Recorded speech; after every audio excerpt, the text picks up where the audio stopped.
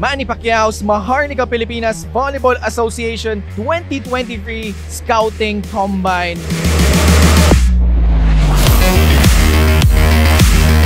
He created or he founded this MPVA to create a platform and for every Filipino or Filipina to have the chance and opportunity to showcase their talents in the volleyball world. So the purpose also is to seek out homegrown talents talaga.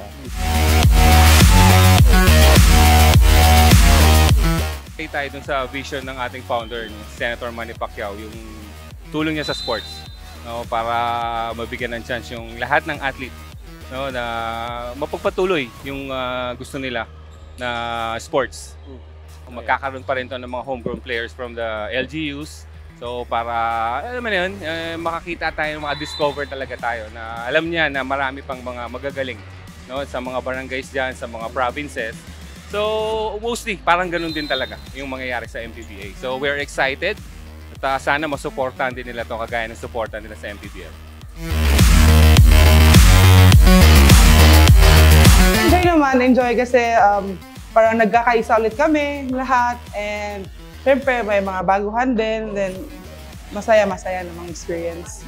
Syempre ako talaga, di ba, matagal-tagal din akong hindi kapaglaro kasi due to pandemic, and sobrang excited talaga ako na makapaglaro ulit. Kaya sobrang thankful kami na may ganito ulit. Hello po sa mga supporters ko na walang sawang pagsuporta sa akin kahit hindi na ako laro. Pero andyan pa din sila nangungulit kung kailan daw ako maglaro. So baka ito na yung chance. So I hope na andyan pa rin kayo and supportahan natin tong PBA. Looking forward na maging maganda yung progress ng liga since this is the first MPBA na mangyayari.